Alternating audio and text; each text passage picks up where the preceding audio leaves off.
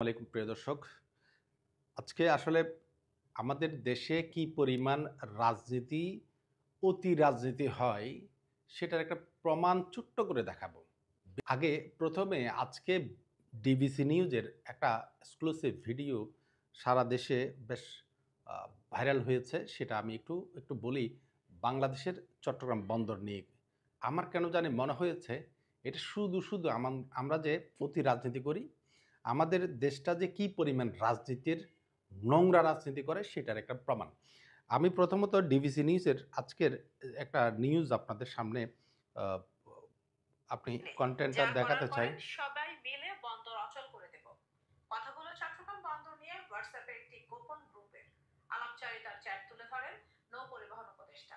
এরপর শুরু হয় তোলপাড়। বলা হয় চ্যাটগুলো ছিল বন্দর কন্টেইনার হ্যান্ডেলিং এ প্রভাবশালী অপারেটর এবং একজন স্থানীয় রাজনৈতিক নেতার। এমন একটি ভিডিও ক্লিপস এসেছে হোয়াটসঅ্যাপের একটি গোপন গ্রুপের আলাপচারিতার চ্যাট তুলে ধরেন নৌ পরিবহন উপদেষ্টা।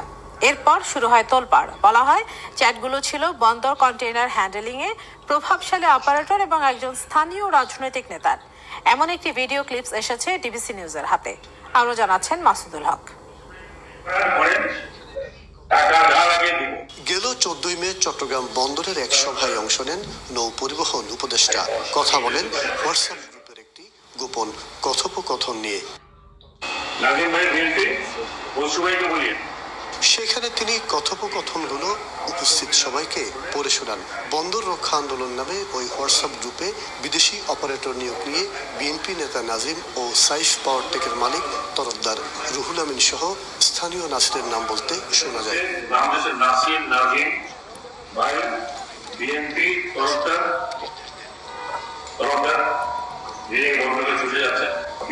আমি তবে সবাইকে বলে দিচ্ছি, সবাই গোপনের জন্য প্রস্তুত আছে।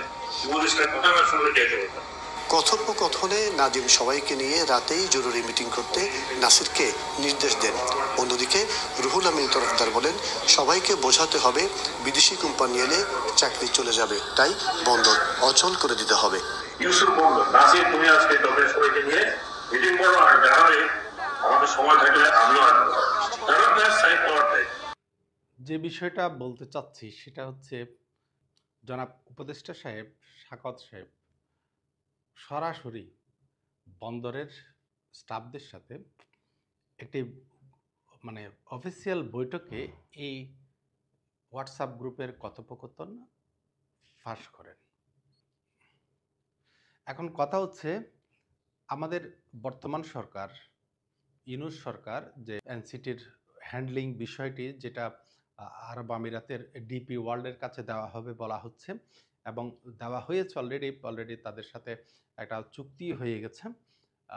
তো এই বিষয়টি ভিন্ন খাতে প্রবাহিত করার জন্যে এখন আমাদের দেশের অনেক রাজনীতিবিদ এখন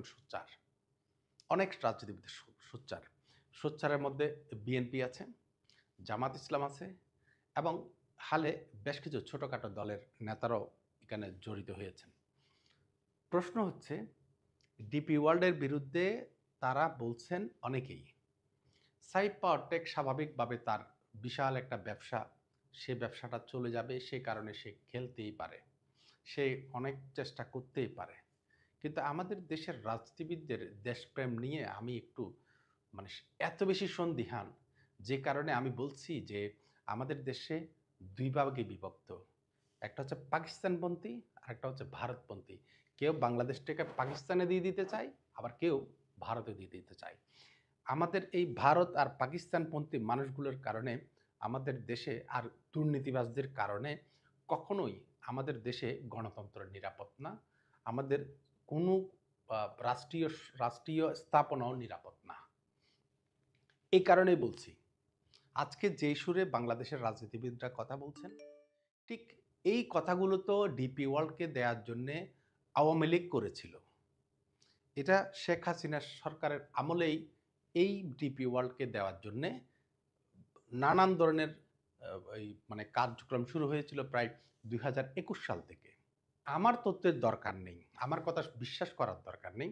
আপনি একটু গুগলকে বলেন যে আরব আমিরাতকে চট্টগ্রাম বন্দরের কন্টেইনার হ্যান্ডেলিং করার জন্যে দেওয়া হচ্ছে। শুধু এতটুকু লিখে আপনি গুগল করেন, গুগলে দেখতে পারবেন অনেকগুলো নিউজ আপনার সামনে আসবে। এবং তৎকালীন মানে গত সরকারের নৌ-পরিবহন মন্ত্রী কতটা বৈঠক করেছেন, কত বড় বড় ব্যানার হেডলাইনে দুবাই ভিত্তিক একটি প্রতিষ্ঠানকে চট্টগ্রাম বন্দর দেওয়া হবে এবং আন্তর্জাতিক একটা বিডারদেরকে এখানে আমন্ত্রণ জানানো হবে। এমনও বলা হয়েছে তৎকালীন সরকারের আমলে বিয়ার্ড একটা সৌদি আরবকে দেওয়া হবে আর একটা দুবাইকে দেওয়া হবে, দুবাই ভিত্তিক আরব আমিরাতকে দেওয়া হবে। তো এখন কথা হচ্ছে, এখন এই স্বার্থের বেলায় এখন দেখি যে আওয়ামী লীগ, বিএনপি, জামাত, অনেক আর ছোট ছোট অনেকগুলো দল সবাই তো এক হয়ে গেছেন, সবাই তো এক হয়ে গেছেন। তো আমি সে কারণে বলছি ভাই, বাংলাদেশে গণতন্ত্র ব্যর্থ হয়ে গেছে। আমি আমার বক্তব্যের সত্যতার জন্য আপনারা দেখতে পাচ্ছেন এখানে চট্টগ্রাম বন্দর নিয়ে একটি নিউজ করা হয়েছিল ডেইলি স্টারে। ডেইলি স্টার নিউজ করেছিল বাংলায় এনসিটি পরিচালনায় আন্তর্জাতিক অপারেটর নিয়োগের সিদ্ধান্ত। এই নিউজটি করা হয়েছিল শুক্রবার মার্চ 2023 সালে এই নিউজটি করা হয়েছিল। এবং যে সিদ্ধান্তটি নেওয়া হয়েছিল আন্তর্জাতিক অপারেটর নিয়োগের জন্য, সেখানে বলা হয়েছিল, আমি একটু পড়ে শোনাতে চাই। চট্টগ্রাম বন্দরের নিউমোরিং কন্টেইনার টার্মিনাল পরিচালনার জন্য সরকার আন্তর্জাতিক অপারেটর নিয়োগ দিতে যাচ্ছে। গতকাল বৃহস্পতিবার ঢাকায় অর্থনৈতিক বিষয় সংক্রান্ত মন্ত্রিসভা কমিটির সভায় চট্টগ্রাম বন্দরের এই বিষয়ে একটি প্রকল্প প্রস্তাবের নীতিগত অনুমোদন দেওয়া হয়েছে। কমিটি চট্টগ্রাম বন্দর কর্তৃপক্ষ কর্তৃক চট্টগ্রাম বন্দরের নিউমোরিং কন্টেইনার টার্মিনাল সহ ওভারফ্লো কন্টেইনার ইয়ার্ড পরিচালনা ও রক্ষণাবেক্ষণের জন্য আন্তর্জাতিক মানের বেসরকারি অপারেটর নিয়োগ প্রকল্পটি procurement guidelines or PPP project 2018 অনুযায়ী পাবলিক প্রাইভেট পার্টনারশিপের বা পিপিপির ভিত্তিতে বাস্তবায়নের নীতিগত অনুমোদন দিয়েছে। অবশ্য এনসিটি পরিচালনার বিষয়ে সরকারের সঙ্গে বেশ কয়েকদিন ধরে সংযুক্ত আরব আমিরাতের দুবাই ভিত্তিক বন্দর পরিচালনাকারী কোম্পানি ডিপি ওয়ার্ল্ড আলোচনা চালিয়ে আসছে বলে কয়েকটি সূত্র নিশ্চিত করেছেন। 2007 সালে 566 কোটি টাকা খরচ করে 5টি জেটি সম্বলিত এই টার্মিনালটি নির্মাণের পর অপারেটর নিয়োগের জটিলতায় 8 বছর এটি পুরোপুরি চালু করতে পারেনি বন্দর কর্তৃপক্ষ। Mind it. নির্মাণের পর অবশ্য এর 2টি জেটিতে দেশীয় বেসরকারি সংস্থা সাইফ পাওয়ারটেককে সরাসরি নিয়োগ দিয়ে অ্যাডহক ভিত্তিতে 2015 সাল পর্যন্ত পরিচালনা করা হয়। পরে 2015 সালের মাঝামাঝি টেন্ডারের মাধ্যমে এনসিটির 4টি জেটি পরিচালনার দায়িত্ব পায় সাইফ পাওয়ারটেক ও তার সহযোগী প্রতিষ্ঠান। কিন্তু সরকার এখন পিপিপির মাধ্যমে আন্তর্জাতিক অপারেটর নিয়োগ দিয়ে টার্মিনালটি পরিচালনা করতে চায়। দুবাইয়ে ডিপি ওয়ার্ল্ড প্রায় 3 বছর আগে 2020 সালে বাংলাদেশে বন্দর পরিচালনা, ব্যবস্থাপনা, কন্টেইনার টার্মিনাল পরিচালনা সহ কয়েকটি খাতে $1 বিলিয়ন বিনিয়োগের ইচ্ছা প্রকাশ করেছিল। আমি আর পড়তে চাচ্ছি না। আমার বক্তব্যটা হচ্ছে, আমাদের দেশে কেউ কারো এই বিষয়টি যে বর্তমান সরকারের কেউ কিন্তু এই কথাটা বলেনি, এই কথাটাকে আমরা এখনো পর্যন্ত শুনিনি যে এই দুবাই ভিত্তিক ডিপি ওয়ার্ল্ডকে তো আমরা দিচ্ছি না, এটা শেখ হাসিনা সরকার দিয়ে গেছিল, এই শেখ হাসিনা সরকারের সমস্ত কিছু সূচনা করেছিল। এই কথাও কিন্তু কেউ বলে না। আমাদের দেশে আমরা কোন জায়গায় গিয়ে নৈতিকতার ন্যূনতম কিছু পাবো সেটা আমি বিশ্বাস করি না। এখন টোটালি বিশ্বাস করার মতো আমাদের কোনো কিছুই নেই। এই কথাগুলো তো আমি নিজের থেকে বলিনি, এগুলো তো আমাদের গুগল করলে এখন সবাই পাবে। তাহলে শেখ হাসিনা সরকারের করা ডিপি ওয়ার্ল্ডের সাথে যে কাজকর্ম করার যে প্রক্রিয়াগুলো শুরু হয়েছিল, এটা গভর্নমেন্ট টু গভর্নমেন্ট G2G ভিত্তিতে আরব আমিরাত সরকারের সাথে বাংলাদেশ সরকারের একটা চুক্তি, বাংলাদেশ সরকারের একটা দৃশ্যমান চুক্তির কারণে আমাদের কিন্তু এটা শুরু হয়েছিল। এই কথাটা কেউ বলে না, কেউ বলে না। এখন পুরো মানে বলা হচ্ছে এটা অনেকটা এই ইউনূস সরকার চাচ্ছে ওনাদের এটা সম্পূর্ণ ক্রেডিটটা তাদের, কিন্তু ক্রেডিটটা আপনাদের খুঁজে তো লাভ নেই, আমরা তো জানি। এখন কথা হচ্ছে এর সাথে আবার ইউনূস সরকারকে এই সমস্ত এগুলো যেন আগাতে না দেয়, মানে ইউনূস সরকার যেন এগুলো নিয়ে আগাতে না পারে, সেজন্য কিন্তু বিএনপির অনেক সিনিয়র নেতা কিন্তু এখন মুখ খুলছে, জামাতের সিনিয়র নেতারা মুখ খুলছে, তারা বলছে এটা হবে না, এটা দেওয়া যাবে না। আবার এই উপদেষ্টা ব্রিগেডিয়ার সাকাত সাহেব উনি যা বললেন, এখন বলেন তাহলে বন্দরকে আসলে অস্থিতিশীল করার জন্যে আমরা মাফিয়াদের হাতে চলে যাব? আমরা কি এইভাবেই রাজনীতি করে যাব? এই দেশটা কি এভাবেই রাজনীতি করবে? আমাদের রাজনীতি কি এইখানে বন্দী হয়ে যাবে? টাকার কাছে কতটুকু অসহায় মানুষ, আমাদের রাজনীতি এটা হচ্ছে বড় প্রমাণ।